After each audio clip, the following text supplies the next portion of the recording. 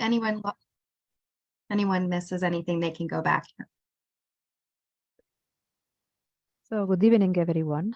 It is really a delight to be together to talk a little bit about the TL1 Pre-Doctoral Clinical Research Training Award. This is an information session and everyone can feel free to ask any questions. So myself, Luana Kuloka from University of Maryland, and Graziella Khalil direct this program. And any question again can be directed to us. We have our emails here for you to email us at any time while you prepare your applications. So what is this award? The scope of this award is to support the training of biomedical, behavioral, clinical researcher through individual pre-doctoral trainings. So the TL1, for those who are new to this program, is a component of the NIH Clinical and Translational Science Award.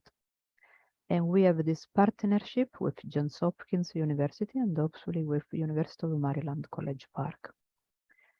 So the school participating to this program are dentistry, law, medicine, nursing, pharmacy, social work, graduate school, and the University of Maryland College Park. This year, the TL1 CTS Award will found one UMB ICTR CTSA pre-doctoral TL1 trainee, but also we will have two more positions. One that we call UMB Internal Fund, that is for UMB, as you can guess, and another one from UNCP. And these two positions come from, support from our UMB and UMBC. The duration of this program is 1 year, and we will be starting July 1st, 2023. There is a financial support along with other aspects of this award. In fact, we will be covering for the stipend, tuition, training-related expenses, for example, participation to a conference or buy a license or part of the equipment that you may need. All these expenses are in line with the Ruth Kirschling National Research Service Awards, what we call the NARSA, for stipend, tuition fees, and other budgetary level requirement. As an example, we have this link here, and of course, by the end of this year, this link will be updated with current amount of salaries and so on. The TL1 Pre-Doctoral Clinical Research Training Award requires some aspects to be able to apply. For example, the candidate would need to be US citizen or permanent resident, in line as we mentioned with the NARSA, but also they need to have a bachelor degree before they apply, and currently enrolled in a doctoral degree conferring program in one of our schools or college park. So mostly what we are telling you, you need to be a PhD student or similar programs under UMB schools and University of Maryland College Park. If funded by this award, no other concurrent federal funding are allowed. For example, you can't have another, grant coming from an F31 or any similar training programs. Also, we require that no more than 4 years passed from the prior nurse support aggregate. So there are also some other requirements. If you will be the successful candidate and the TL1 awardee, we require that you work in science and research for 40 hours per week. Also, this is an intense research-based program where we require that you attend didactic training seminars offered both at UMB and Johns Hopkins University.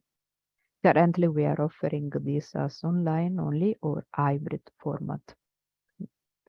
And especially for those of you who are candidates from University of Maryland College Park, attendance will not be an issue because all these seminars are offered online. We also require you to identify a primary mentor. And usually you will be working on translational research that has a clinical impact. That means you can be molecular biochemistry as long as you study a disease that has clinical implication. So this is not a program only for MD or human research. Also, we require that the people who join this program complete a master's degree or certificate, and this is something again that we can discuss together. Students must obtain a good academic standard with a minimum GPA of 3, and pre-doctoral trainees may need to be enrolled in year second or later of their original doctorate. That is to avoid that the first year of a PhD program will be overwhelmed by TL1 plus PhD. So we start from year 2 of the training you are enrolled. In terms of the applications per se, usually this consists of a cover letter where you explain and you present yourself which kind of training you are seeking, a CV, your curriculum vitae, and a personal statement that can be 1-2 page, 12 as font. And in this case, we require that you have a project title, you have identified your mentor, a brief description of the scope and goal of your project. But also you will tell us which are your short and long-term research goals. For example, in the short goal, you want to complete a certain project. In the long-term goal, you may want to be a future PI in an academic environment. And also we ask why the master that you select or the certificate that you plan to attend can be helpful to become independent investigators. So all these aspects are really critical because they become a part of the critique and the things that our external reviewers will evaluate when we run our selection. Also, we require transcripts from all higher level institutions that you have attended. And together with the application for the TL1, you will be asked to submit a concurrent graduate school application. And this is related to the master or certificate program that you select. And again, we are able to help you in identify which master or certificate match your career and goals. Also, we require 2 reference letters that will be emailed directly to this email, ICTR, navigator@umaryland.edu, and all this package should be emailed by February 10. The 2 letters usually come, one from the former professor or mentor and one from the current mentor that will work as a 3-parted enterprise with us, with you, and the mentor. In fact, we have some agreement among the mentor and the mentee. And finally, we also require the letter from the academic dean confirming good academic standing and, where appropriate, stating approval for the step out here, for example, for an MD student and so on. The deadline this year will be February 10, 2023 at 5 p.m. Another important aspect, as part of the TL1 program, we offer an educational plan. So when we prepare all this intense training to prepare the next generation of translational scientists, we design very carefully, together with our partners, the research in progress seminars that are offered monthly, the catalyst seminars, the training in bioethics, ethics, laboratory safety, good clinical practice, human subject research, animal research whenever appropriate, IPA, and responsible conduct of research. Also, we require a solid background in statistics and health informatics via the Vandenberg online course, but also there will be some other classes as part of the master or dissemination certificate, for example, that you may choose. we have a professional development workshop that help you to learn about skills that translate into an independent investigator. And something unique of our program, we also have an active community engagement program where you learn to disseminate your findings among the community, people who don't know about the science you conduct. And this is a very exciting opportunity because help you to reframe your scientific goals in a way that anyone can understand. And we encourage everyone to attend our annual translational science meeting, the CTSA meeting. I mentioned that this kind of a program involves a mentor or mentors and mentee. So there will be an agreement among us, the mentor and the mentee. And it is very nice to be on the same page and understand that this is an intense program to train the next generation of translational scientists. To make sure that we are all on the same page, we meet bi-monthly with the mentees and at least once per year with the mentor. There will be a development plan or progress report again twice per year after 6 months of your program and towards the end of this training. And the completion report is also a description of what you have achieved. For example, having published a paper as first author, that is something that we encourage, having complete your research projects and so on, the training and the course and the conference you have attended. And finally, there is a clinical research appraisal inventory. With that, I could open this to your questions. I see that we have something in the chat, and after a few questions, we have time to hear from one of our TL1 scholars. Thank you. So, questions? Hi, I have a question. Yes.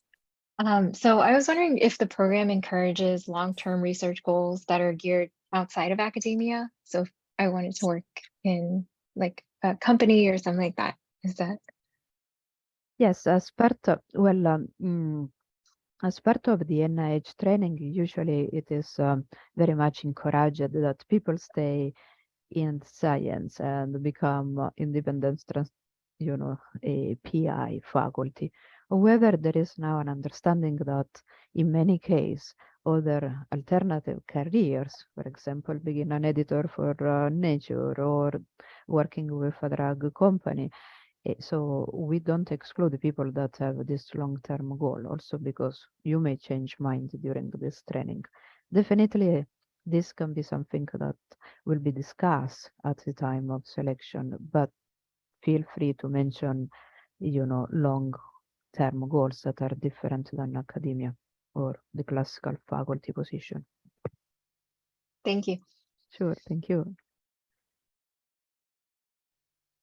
I see that we have questions also on the chat. So Shannon, maybe you want to tell us your question, otherwise I will read from Shannon Grogans. Would you like to? Wanna- I was just saying, what if students have already received a master's as part of their PhD program? So like in my case, like I've already finished that. And I was wondering to Megan's follow-up comment about a certificate program, if there's particular ones that successful awardees have completed in the past or. Yes. So we had indeed candidates and awardee who had already complete a master, and we avoid the redundancy. So if you have already done a master, maybe you can choose a certificate that can complement your training, but avoiding, overlapping. So you can email me afterwards and with more information about which kind of a master you complete. But definitely we will take into account whatever you have done and eventually encourage you to do a certificate instead of another master. Does this make sense? Yep, thank you.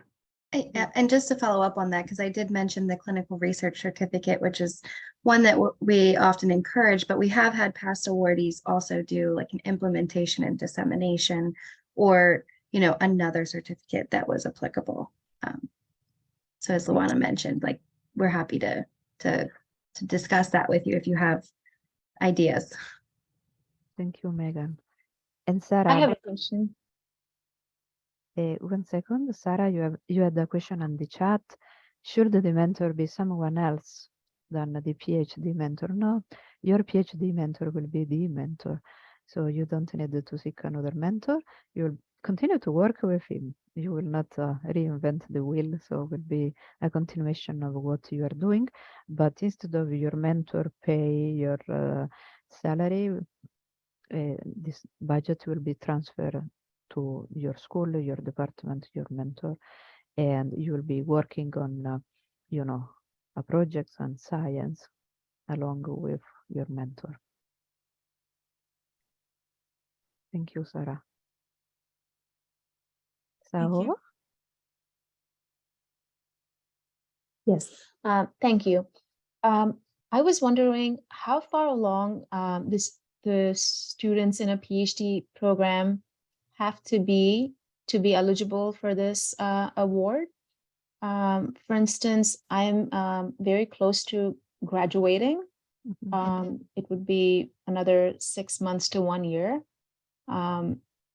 So I think what? yes, good question. I think if it's within 1 year, you are still eligible. But let's say you graduate in the next few months before we start the program, then may not be the best fit for you, at least as a PhD student. But if you have already a postdoc position, let's say starting in before July, you may apply for the postdoc. I don't know if you plan to stay here, but if you envision 1 year, probably you are still eligible. Okay, thank you. And yes, this program will last 1 year. Okay, thank you. Yes. I see that we have something else in the chat. Okay, 1 year, great. Any other question? Clarification, curiosities? If not, I would ask Dami to introduce himself, and we will have a few questions for him. Please, Dami. Thank you, Dr. Kaloka. Am I coming across clearly? Can everyone hear me? Okay. Yes. So if you Thank you. can briefly introduce yourself, who you are, and when you joined the TL1 program. Sounds good. Well, my name is Dami Nosaya. I am in the 5th year of my PhD. I'm in the School of Pharmacy, the Department of Pharmaceutical Health Services Research. Now we're PSHORE. I'm adding health outcomes to that. So yeah, I started the TL1 on July 1st of 2021, and I ended June 30th of this year. So yeah. Can you tell us how the TL1 training boost your career? Oh, it definitely did. So I applied. I just completed my 3rd year of PhD training, and I was entering the 4th year when I applied. And that was about the time when I was starting to think about my dissertation research and what it would be. So the application process itself was like a mini SWOT analysis for me to say, okay, what's my research trajectory? What's my strength? What is my current PhD mentor? In what ways can she provide, the most mentorship, the best mentorship and feedback to me? And then who are the other faculty members in my department that really align with the intersection of myself and my advisor? So it was very detailed introspection and looking at the research opportunities that I had available to me. And I think the application, writing that personal statement, forced me to be practical and pragmatic about what my future research, in my case, my dissertation research would be. So it helped me to align my TL1 project with my dissertation, which I'm working on currently. And then once I gratefully, I was accepted into the TL1 scholarship. I learned a whole lot from the seminars. It was really like an arrowhead, or like a finishing off on the training that I'd received in the first 3 years of my PhD. So I really benefited from the clinical research course taken in the summer, and the TL1 seminars. The TL1 also gave me the opportunity to present, to give an oral presentation at a large, national conference, the Clinical and Translational Science Conference, for the first time. So I always thought I would be great with oral presentations, but when I got to Chicago and I was standing in a room of hundreds of people in suits and ties, I was like, yeah. So, but overall, I think I did well. But I'm grateful to the TL1 for those opportunities to really just sharpen the skills I had and learn new ones. Yeah, so I could tell you much more. So, but Thank you, Danny. The last question: can you tell everyone here about the requirements somehow to combine your own research and the TL1 requirement in terms of the intense training you went through? How was combining both research and TL1 training? I see. Yeah. So, I mean, reading the RFP, it was obvious to me that getting additional training over the TL1 year was mandatory. And I guess, like some of the people who asked, I had a master's in public health before I came into the PhD program. So I did go for the clinical research certificate, and I had to have a frank conversation with my advisor, or maybe my advisor had a frank conversation with me to say, okay, Dami, how are you going to juggle these responsibilities? So one, it's important to acknowledge that there is, I mean, it's doable, but it's not trivial, right? This was at the time when most of my cohort members had stopped taking classes and were trying to figure out what their dissertation question would be. So I guess I figured out my dissertation question because of the TL1, but then I had to be taking classes while developing that research. So maybe kind of a trade-off there. But once everyone in my department was aware, I mean, there were times when I couldn't join some departmental seminars because they were conflicting with TL1 seminars and things. But once all the advisors and supervisors and everyone knew what my responsibilities were, that part was taken off, and I was there is enough time to dedicate to the certificate and ensure you get a GPA. Your GPA doesn't fall below 3.0 as you move along. So it's doable, but it's not trivial. Thank you very much, Danny. This is very helpful.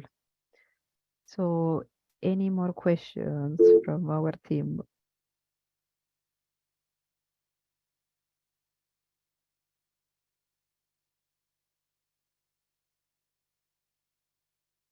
Excuse me, one quick question. Is it possible for me as a postdoc already involved in research in clinical division of the Institute of Human Virology to enroll in this program despite being supported by, I don't know, maybe NIH or Bill and Melinda Gates Foundation funding? So I think NIH is federal funding, so I can't be supported by NIH any longer if I enroll in this program, but Bill and Melinda Gates Foundation is not federal funding, right? So can I apply? Correct. So when you say NIH, do you have an F? I don't have my own grant, so I don't have any F or K grant, but I think eventually my salary is paid through the R01 grants we already have. So federal grants can't be accepted at the same time, but if you have another support from a foundation or something like that, we can discuss this specific case offline. I don't anticipate there would be an issue. And also we will have the post-training information session coming up in 3 minutes. So feel free to join also that call towards the end if you want, when you can talk to a current postdoc trainee, but also with specific question for the postdoctoral training. Yes. Thank you. Thank you to you. Well, thank you everyone. It has been great to meet you, and we look forward to receive your applications and hopefully to continue this legacy. Thank you. Thank you. Thank you. Thank you. Thank you, Dami, very much. Thank you, Dr. Kaloka. It's my Yes, pleasure. thanks. Thank you, Dr. Davis and Megan. Yeah, thank you. Yeah, thank you, Demi. Good to see you. Great Hey, job. Elise, how you doing? Bye. Hey.